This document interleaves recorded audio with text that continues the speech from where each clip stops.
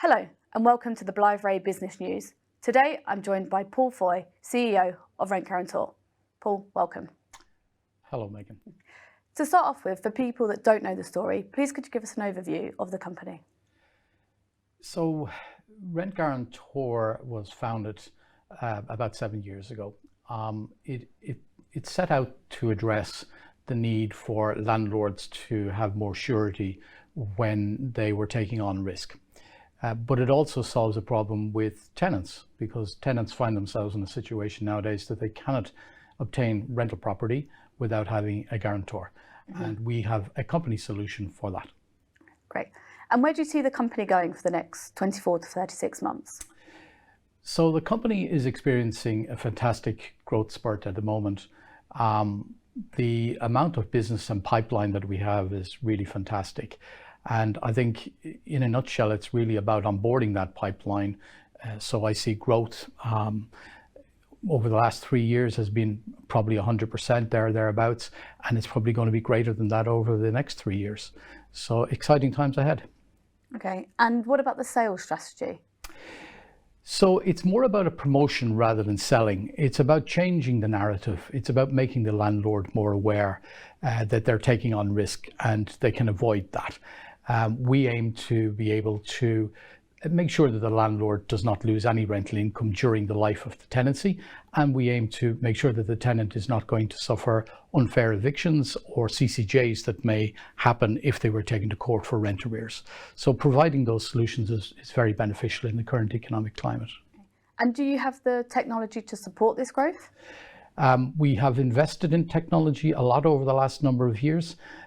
Growing the model for us was all about being able to onboard the customer in a very seamless way with a good user experience. So we would have the capacity to handle about 1,000 applications every minute. So we don't have a problem with capacity. Okay, great. And the UK rental sector is under a bit of pressure at the moment. How does this impact the business model? The UK private rental sector is surely under a lot of pressure. There are many reasons for it. It seems to come down to lack of investment over the years. Obviously, COVID and Brexit haven't helped, and there's a big influx of people into the UK, both migrants and indeed even foreign students wanting to come here for their education. So supply and demand is well out of sync.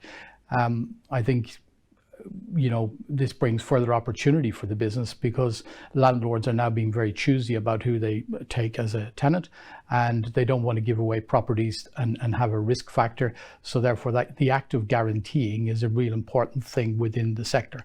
And I think we can answer an awful lot of problems for both the tenant and landlord. Okay, great, thank you. And you're currently listed on Aquis. Do you intend to stay on the Aquis market for the foreseeable? So Aquis has been very good for us.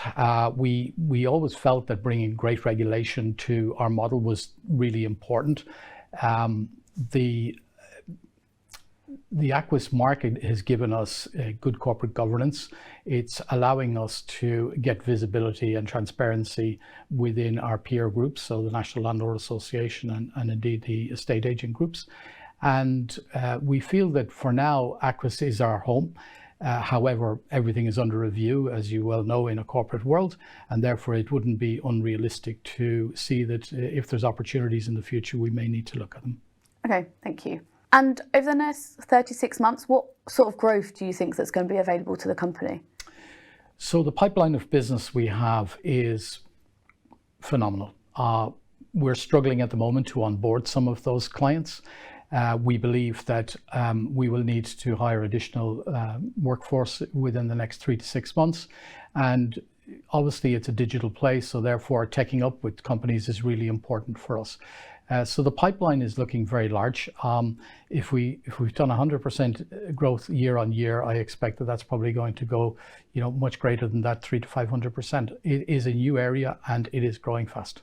But you mentioned you can handle a huge amount of contracts, so that shouldn't be a problem for you once you've got the team in place, etc. Indeed, the volume of applications to our system is not a problem, because basically we have an automated system that onboards all our clients. It's the actual meeting and greeting of the third-party partnerships in particular that take the time, because we have a process for onboarding people so that companies that want to work with us are educated in what we do and that they deliver our service in partnership in a very correct way.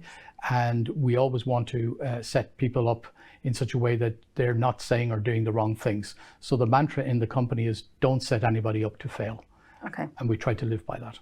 Great, thank you. And what is your long-term strategy for the business? Do you have an exit strategy? I think, Megan, growth is really what the business is about. We would like to see that over the next 3 to 5 years that it's not unrealistic to assume a 10 times market cap. We currently are valued at about 30 odd million, having listed at 22. We don't see any reason why that growth shouldn't continue. So for us, it's about growth and more growth. Thanks, Paul. And what do you see the biggest challenge to the business being? So the biggest challenge, Megan, to our business is really one of external factor, namely the private rental sector not having enough capacity to meet demand. We have somewhere in the region of 1.2 million tenancies per annum. We're well positioned to be able to handle inquiries from those 1.2 million. However, those people finding properties in the private rental sector right now is a challenge. Okay, thank you.